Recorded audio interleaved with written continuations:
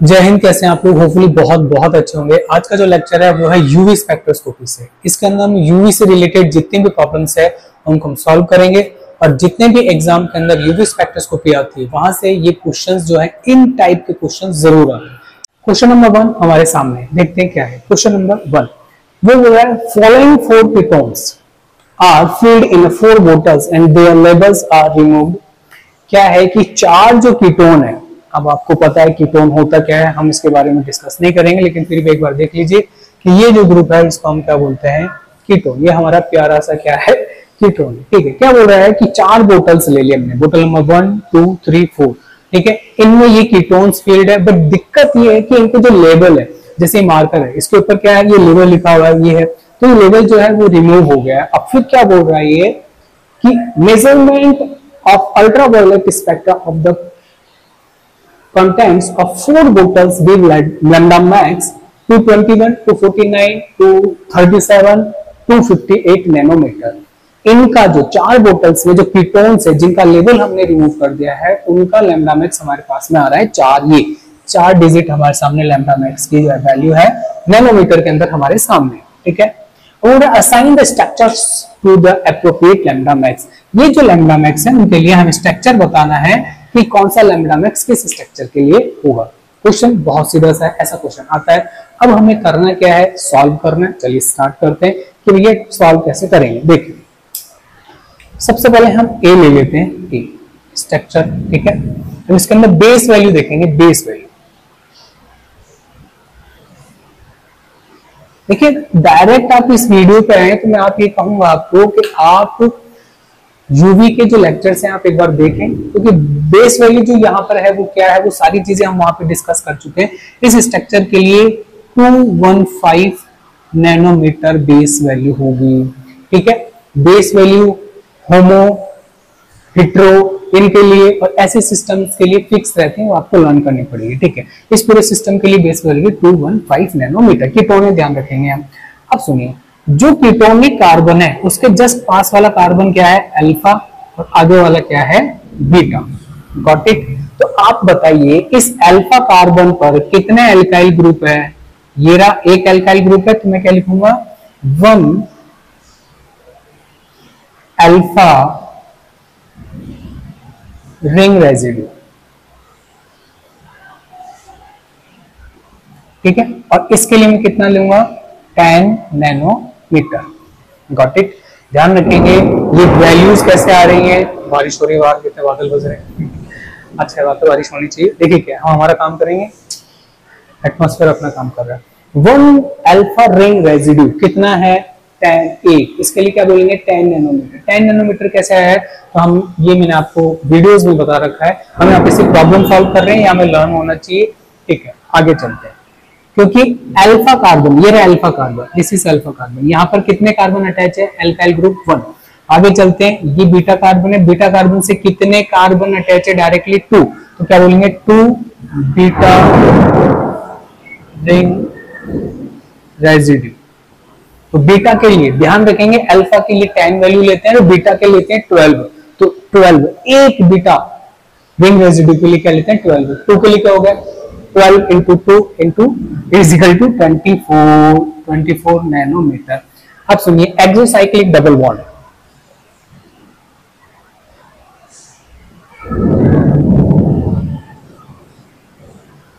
Exocyclic double bond, अभी exocyclic double bond क्या होता है सुनिए। अगर रिंग के जस्ट बाहर, मैं यहां पर एक बार बना के देखता हूं, ये हमारी रिंग है और रिंग के बाहर ऐसे कहीं पे भी किसी भी कार्बन पे ऐसे कोई डबल बॉन्ड आ जाता है तो मैं इसे बोलूंगा रिंग रेजिड्यू। चाहे इस कार्बन पे, चाहे इस कार्बन पे, चाहे यहाँ कहीं पे भी हो, मैं इसको क्या बोलूंगा, double bond, exocyclic double bond बोलूंगा। ठीक है, मैंने क्या बोला इसको, एक्सोसाइक्लिक डबल बॉन्ड। कोई दिक्कत, चलो इसको हटा देते, रिमूव कर देता। अब कितने हैं, देखिए इस रिंग के लिए मैं सबको हटाता हूं, अल्फा बीटा हमारा आ गया है, हो गया, कोई दिक्कत नहीं है। बीटा वाले कार्बन पे 2 कार्बन अटैच है, ये वाले और जे वाले। तो ध्यान से सुनिए, ये 2 कार्बन अटैच है। ठीक है, इसके लिए मैंने 24 ले लिया। अब मैं बोल रहा हूं ये एक रिंग, इस पे डबल बॉन्ड लगा हुआ है, तो ये हो गया एक एक्सोसाइक्लिक डबल बॉन्ड। ध्यान से देखिए ये एक्सोसाइक्लिक डबल बॉन्ड इस रिंग के लिए और इस रिंग के लिए ये एक्सोसाइक्लिक डबल बॉन्ड। तो कितने एक्सोसाइक्लिक डबल बॉन्ड हो गए? 2। तो एक्सोसाइक्लिक डबल बॉन्ड कितना लेंगे आप बताइए जल्दी। वीडियो को यहीं पॉज करें और आप बताएं कि एक एक्सोसाइक्लिक डबल बॉन्ड के लिए हम कितनी वैल्यू यहाँ पे लेते हैं। ठीक है, अब देखिए मैच कीजिए आपने जो भी सोचा है। एक के लिए 5 लेते हैं, 2 के लिए 10 हो जाएगा। ठीक है, अब यहाँ पे कैलकुलेट कर लीजिए लैम्डा मैक्स, ऐड कर लीजिए इसको। लैम्डा मैक्स क्या आ जाएगा? ऐड कर लीजिए, ऐड करना तो ऑब्वियसली आता होगा। कितना क्या 9, ये क्या होता है 2245 249 नैनोमीटर। ये आ गया फर्स्ट के लिए। कोई प्रॉब्लम? तो देखिए क्या ये वैल्यू है क्या 259, ये रही 259 नहीं है लेकिन ऑलमोस्ट यही है। ओके हाँ, हमसे पूछना है कि हमसे पूछते हैं हमारे पास कितने रुपीज है, तो हमारे पास मान लीजिए 945 रुपीज है, तो हम क्या बोलेंगे ऑलमोस्ट 500 रुपीज है। ठीक है, तो ऐसे ही कुछ हमारा एक वैल्यू यहाँ पे आ गई लैम्डा मैक्स की। बी पे चलते हैं। मॉडल कितने जोर से बोल रहे हैं। ये रहा बी सिस्टम। इसके लिए बेस वैल्यू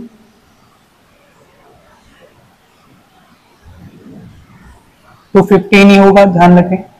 ये कैसे आई है मैं बता चुका हूं, और नहीं तो फिर डायरेक्ट याद करना चाहते हैं यहाँ से भी लर्न कर सकते हैं। इस स्ट्रक्चर के लिए बेस वैल्यू मैंने क्या लिया, ये कीटोन है, ध्यान रखिएगा। नेक्स्ट फिर हमने ये लिखा है अल्फा रिंग रेजिड्यू जो है। मेरे को बताइए अल्फा कार्बन पे कितने अल्काइल ग्रुप अटैच है, ध्यान से बताइए, देखिए बताइए। अल्फा कार्बन पर अल्फा कार्बन कौन सा होता है मेरे को बताइए भैया। कार्बन, कार्बोनाइल कंपाउंड वाला जो कार्बन है ये, इससे अटैच डायरेक्टली कार्बन होता है अल्फा। तो ये हो गया अल्फा और जे हो गया बीटा। ठीक है, चलो अल्फा बीटा की कहानी यहाँ पे सॉल्व करते हैं। तो मैंने क्या बोला कि अल्फा कितना हो गया, अल्फा पे कितना है ये 1, एक कार्बन है, तो मैं क्या बोलूंगा 1 अल्फा रिंग रेजिड्यू। तो कितना लेंगे हम 10 नैनोमीटर। देखिए इस वीडियो के अंदर आपको मौसम जो बिजली कड़क रही है उसका भी आनंद आ रहा होगा। ये किसका है ये भैया, ये नेचर का क्या है साउंड है। ठीक है, म्यूजिक है, इसको भी एंजॉय करना चाहिए। चलिए फिर है बीटा। बीटा पे भी एक है, तो मैं बोलूंगा 1 बीटा रिंग रेजिड्यू। कितना होगा बीटा के लिए 12 नैनोमीटर, मैंने पहले बता चुका है। और एक्सोसाइक्लिक डबल बॉन्ड एक है, इस रिंग के बाहर कोई डबल बॉन्ड एक नहीं है, तो हम लिखेंगे भी नहीं, यहीं पे टोटल करके इसको एंड कर देंगे। लैम्डा मैक्स कितना हो जाएगा, कैलकुलेट कीजिए 732 नैनोमीटर। कहीं आ रहा है क्या ये आ रहा, ये भी हो गया, जी भी हो गया। ठीक है, 237 आ गया। क्या कैसे आया दोबारा से देखिए, बेस वैल्यू 215, ये आपको लर्न करनी पड़ेगी सिस्टम के लिए। नेक्स्ट अल्फा, ये रहा है कार्बन, कार्बोनाइल कंपाउंड वाला, इसके जस्ट पास वाला अल्फा, और ये भी अल्फा हो जाएगा। बट डबल बॉन्ड किस तरफ है, इधर है, तो मैं इधर जाऊंगा, ये वाला अल्फा को देखूंगा, यहाँ पे एक अल्काइल ग्रुप अटैच है, तो मैंने यहाँ पे 10 ऐड कर दिया। बीटा पे एक अल्काइल ग्रुप है, मैंने 12 ऐड कर दिया। अब इन सबको ऐड करने के बाद 237 मेरे पास आ रहा है, जो वैल्यू मेरे को यहाँ पर मेंशन है। ठीक है, दो मेरे सॉल्व हो गए, तीसरे की तरफ मूव करता हूँ। सी ये रहा, इसके लिए बेस वैल्यू कितने लेंगे, वही, वेरी गुड। कितनी आ जाएगी 215 नैनोमीटर। ठीक है, ये हमारा अल्काइल ग्रुप है। यहाँ पर अल्फा कार्बन कौन सा है मैं एक बार मेंशन कर देता हूँ, this is alpha, this is also alpha. ध्यान रखेंगे डबल बॉन्ड किधर है, डबल बॉन्ड इस तरफ है, तो इस वाले अल्काइल ग्रुप को लूंगा, अल्फा को लूंगा, और इसमें मेरे पास में एक CH3 ग्रुप अटैच है। इसके लिए मैं क्या बोलूंगा भैया 1 अल्फा अल्काइल ग्रुप अटैच है, इसके लिए मैं बोलूंगा 10 नैनोमीटर। ठीक है, बीटा पे आ जाइए, बताइए बीटा कौन है जल्दी से। ये वाला कार्बन मेरा बीटा है और उस पे 2 अल्काइल ग्रुप अटैच है, तो मैं क्या लिख दूंगा इसके लिए जल्दी से बताइए, 2 बीटा अल्काइल ग्रुप, और इसके लिए मैं कितना है 2 है, तो एक के लिए कितने 12, 2 के लिए कितने हो गए 24। जल्दी से ऐड करके बताओ भाई कितना आया, देखिए कितना है 942 नैनोमीटर। ये आ गया क्या 249 नैनोमीटर। ठीक है, नेक्स्ट चलते हैं आगे। क्या बचा हमारा डी, डी फॉर डॉन। अरे बाबा डी फॉर डॉन थोड़ी, अभी तो हमारा कंपाउंड ही है, ठीक है, इसी बारे में डिस्कस करते। जल्दी से बताइए बेस वैल्यू क्या है। Base value 215। देखिए जैसे ही मैं क्वेश्चन कर रहा हूँ आपके माइंड में स्ट्राइक होनी चाहिए फास्टली, क्या भाई ये बोला गया, इसका आंसर ये है, ठीक है। अब बताइए मेरे को, alpha carbon, this is carbonyl compound, this is alpha, this is also alpha. Alpha पे ये अल्काइल ग्रुप है 8, तो मैं क्या बोलूंगा भैया 1 अल्काइल ग्रुप, तो इसके लिए मैं क्या बोलूंगा 10 नैनोमीटर, ठीक है, 10 नैनोमीटर हो गया। बीटा पे कुछ है नहीं तो हम लिखेंगे भी नहीं, ठीक है, लिखने की जरूरत भी क्या है, तो लैम्डा मैक्स क्या हो जाएगा, ऐड कर लीजिए 522 नैनोमीटर। देखिए ऑलमोस्ट आ गया है हमारा। तो ये हमारा क्या था, बिल्कुल हमने लैम्डा मैक्स निकाला है, मैच किया है, जो वैल्यूज हमने लर्न थी उनके बेस पे हमने सारी चीजें यहाँ पे करने की कोशिश की है, ठीक है। आप इसका स्क्रीनशॉट ले लीजिए।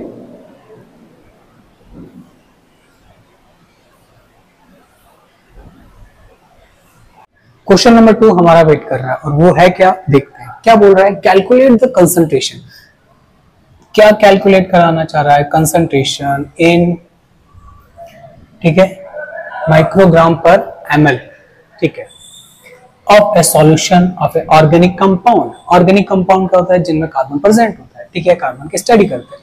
मोल मास दे रखा है कितना 211.2 इन 0.11 कैपिटल एम, कैपिटल एम बोले तो molarity. HCl giving an absorption as its lambda max 281 nanometer of 0.612 in 4 centimetre. ये बड़ा इंपॉर्टेंट रहेगा, इन 4 सेंटीमीटर सेल, कि हमारी जो सेल है, जो ट्यूब है, जो ट्यूब रहेगी उसकी जो लेंथ दे रखी है, इसमें कितनी दे रखी है 4 सेंटीमीटर की, ठीक है। The molar absorptivity at 281 nanometre is 5372, ठीक है। तो वो दे रखा है कितना 5372 दे रखी है हमको।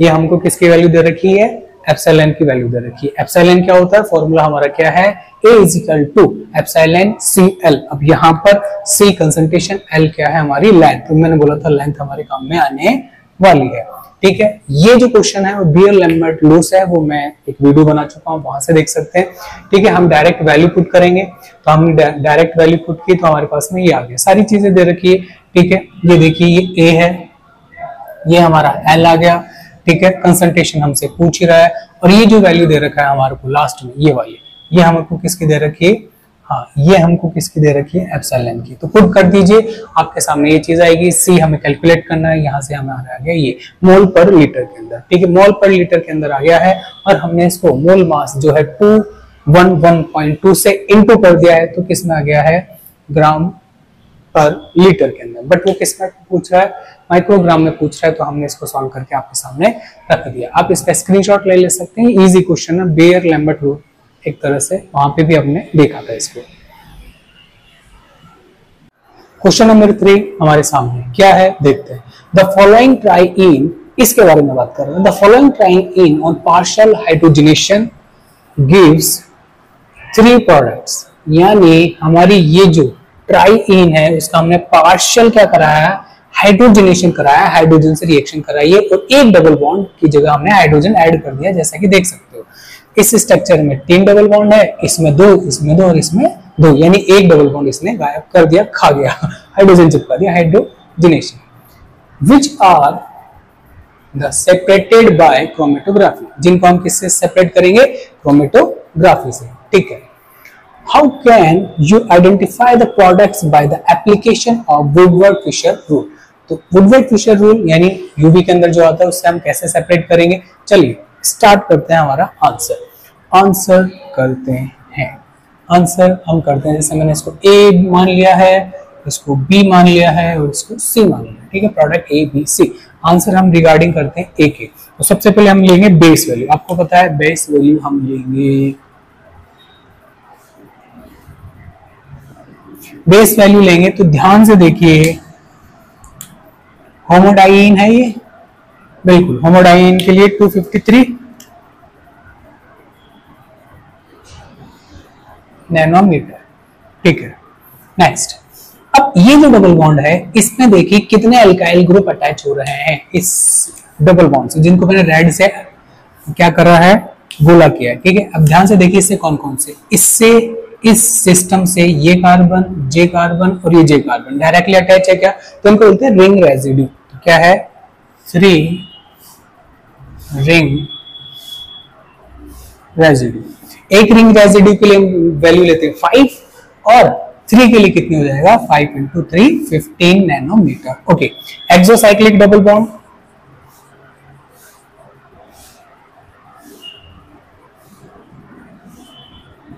एक्सोसाइक्लिक ये साइकिल है, इसके ये साइक्लिक सिस्टम, इसके बाद डबल बॉन्ड आ गया, एक है, इसके लिए हम वैल्यू कितने लेते हैं 5 नैनोमीटर। अभी जस्ट हमने देखा था। ठीक है, लैम्डा मैक्स आप इसको ऐड कर लीजिए, कितना आता है, ऐड करना हमें आता है ये 5 5 10 3 कितना हो गया 13। ठीक है, और ये हो गया 7 और हो गया 2, तो लैम्डा मैक्स आ गया हमारा इतना नैनोमीटर, 273 नैनोमीटर हमारा आ गया है। Got it. तो ये हमारा आ गया इस वाले सिस्टम के लिए। ठीक है, इसने बोला है कि लैम्डा मैक्स हम निकाल सकते हैं, कैसे आइडेंटिफाई कर सकते हैं, तो हमने ले लिया ए निकाल लिया। अभी बी का भी निकाल लेते हैं, देखते हैं क्या होता है बी के लिए। बी, ठीक है, बी के लिए बी वाला ये रहा हमारा, और मैं इस सिस्टम को ऐसे कर लेता हूं, ये लीजिए। ठीक है, इसके लिए बेस वैल्यू 214 नैनोमीटर, ध्यान रखिएगा। हाँ, होमो एनुलिन के लिए 253 और हिट्रो के लिए कितने लेते हैं 215। ठीक है, 214 नैनोमीटर, ये बेस वैल्यू हम लेंगे। ठीक है, नेक्स्ट इसमें देखते हैं एक्सोसाइक्लिक डबल बॉन्ड। पहले रिंग रेजिड्यू देख लेते हैं। रिंग रेजिड्यू इस रेड वाले मार्क से कितने एल्काइल ग्रुप अटैच है, 1 2 3 रिंग रेजिड्यू, कितने बोलेंगे 15, 5 × 3। और exocyclic double bond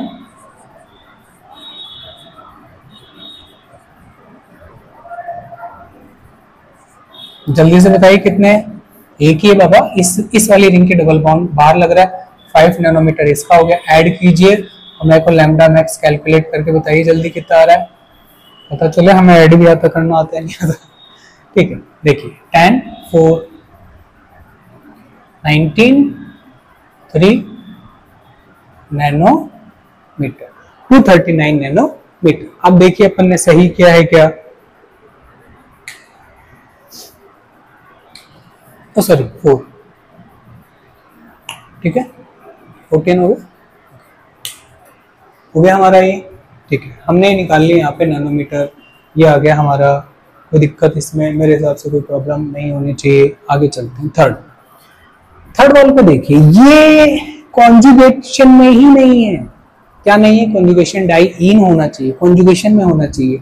double bond के बाद में सिंगल बॉन्ड और फिर डबल बॉन्ड आना चाहिए। जैसे मान लीजिए ये डबल बॉन्ड सिस्टम है, तो रेड वाला जो पेन है ये मार्कर है, ये सिंगल बॉन्ड और फिर डबल बॉन्ड होना चाहिए, यानी अल्टरनेटिव डबल बॉन्ड होनी चाहिए। बट यहाँ पे तो देखिए ये डबल बॉन्ड, फिर सिंगल बॉन्ड, फिर सिंगल बॉन्ड, फिर सिंगल बॉन्ड। अरे अल्टरनेटिव है ही कहाँ बाबा, तो हम इसके लिए क्या बोल देंगे, इसके लिए हमारा आ जाएगा बिलो 200 नैनोमीटर लैम्डा मैक्स आएगी। ऐसे सिस्टम्स के लिए हम ध्यान रखेंगे बिलो 200। तो कैसे आइडेंटिफाई करेंगे, जो मैक्सिमम होगी वो होमो के लिए होगी, जो थोड़ा कम होगी वो हेटेरो के लिए होगी, जो कॉन्जुगेशन में नहीं है उसके लिए सबसे कम वैल्यू होगी। हम इसको ऐसे आइडेंटिफाई कर सकते हैं। आप इसका स्क्रीनशॉट ले सकते हैं बहुत आसानी से। लीजिए क्वेश्चन नंबर 4 की तरफ मूव करते हैं। क्या बोल रहा है क्वेश्चन नंबर 4?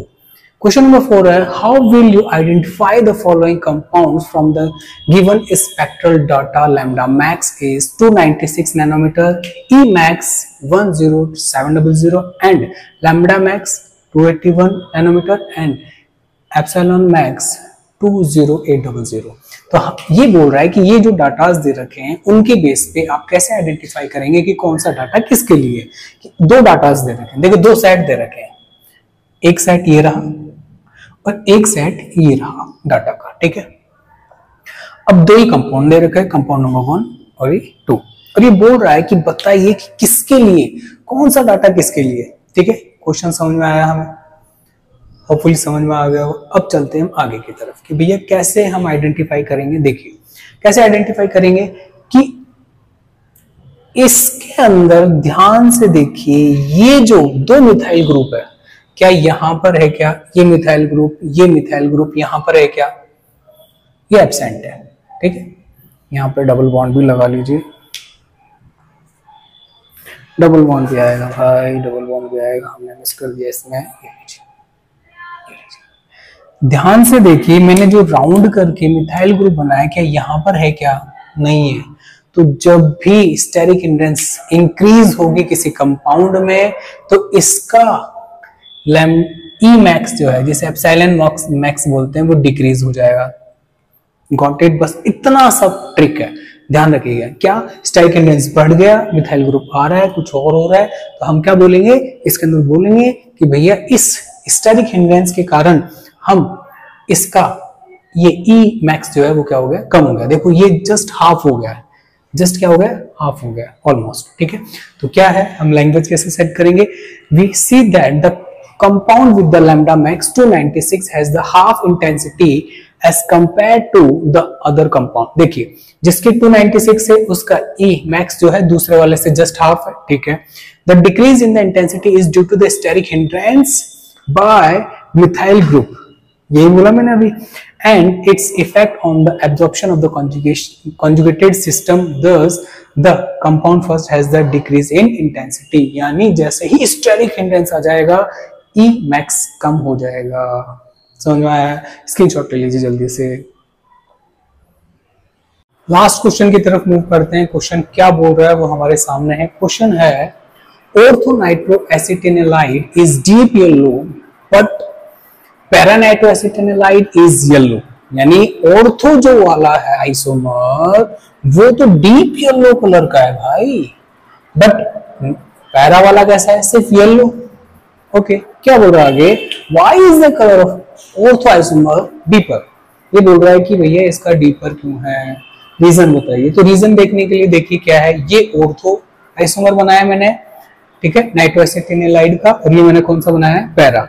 ठीक है, अब मेरे को ये बताइए कि हाइड्रोजन बॉन्डिंग होगी क्या इनमें, बताइए। हाइड्रोजन बॉन्डिंग होगी, बिल्कुल होगी। कैसे होगी, देखिए देखते हैं क्या बोल रहा है कि भैया ऑर्थो आइसोमर जो है इसमें तो कैसा होगी, इंट्रामोलिकुलर हाइड्रोजन बॉन्डिंग, यानी जो हाइड्रोजन बॉन्डिंग होगी वो इसी कंपाउंड में हो जाएगी। बट पैरा के अंदर क्या होगा, ये एक और कंपाउंड है, दूसरे ऐसे कैसे दूसरे कंपाउंड के साथ में क्या करेगा, हाइड्रोजन बॉन्डिंग करेगा। यानी जब विद इन द कंपाउंड होती है हाइड्रोजन बॉन्डिंग एक ही कंपाउंड में, तो बोलते हैं इंटरमोलिकुलर। और इस टाइप जिसमें दो कंपाउंड लगते हैं हाइड्रोजन बॉन्डिंग के लिए, इसको बोलते हैं क्या, इंटरमोलिकुलर हाइड्रोजन बॉन्डिंग। ठीक है, क्या बोल रहा है ये, the ortho isomer exhibit intermolecular hydrogen bonding whereas the para isomer shows intermolecular hydrogen bonding. वो मैं आपको बता चुका हूं। Internal or intramolecular hydrogen bonding stabilize the excited state of molecule to the greater extent than the intramolecular hydrogen bonding. The electronic excitation energy required for orthoisomer is smaller and thus absorption occur at the lower wavelength and result in dipping of the colour. यानी क्या बोल रहा है कि आपको intramolecular hydrogen bonding जो है वो स्टेबलाइज्ड एक्साइटेड स्टेट के अंदर मॉलिक्यूल को ग्रेटर एक्सटेंट होता है, और इंट्रामोलिकुलर हाइड्रोजन बॉन्डिंग जो है क्लियरली इलेक्ट्रॉनिक एक्साइटेशन जो होगा, energy required for ortho isomer is smaller. आपको पता है इलेक्ट्रॉनिक ट्रांजिशन क्या होता है, इलेक्ट्रॉनिक ट्रांजिशन के लिए स्मॉल वेवलेंथ की नीड होगी इसके अंदर, किसमें, ऑर्थो के अंदर, और इसीलिए ये डीप हो जाएगा। और पैरा वाला कैसा हो जाएगा, बिल्कुल ये थोड़ा सा हल्का कलर का होगा। एक बार आप स्क्रीनशॉट ले लीजिए इसका। देखिए थ्योरेटिकल क्वेश्चन है, आपको ऐसे कैसे लिखने हैं, इसलिए मैं आपको स्क्रीनशॉट के लिए बोल रहा हूँ। ठीक है, होपफुली आपको समझ में आया होगा। जहां समझाने की जरूरत थी मैंने आपको समझाने की पूरी कोशिश की, और जहां वर्बली था मैंने आपको यहाँ पे लिख के और बता दिया एक बार कि कैसे होगी चीजें। ये आपका यूवी पोर्शन से, अल्ट्रावायलेट स्पेक्ट्रोस्कोपी से था क्वेश्चन। कोई प्रॉब्लम है तो आप कमेंट बॉक्स के अंदर अपने कमेंट्स लिख सकते हैं। जय हिंद।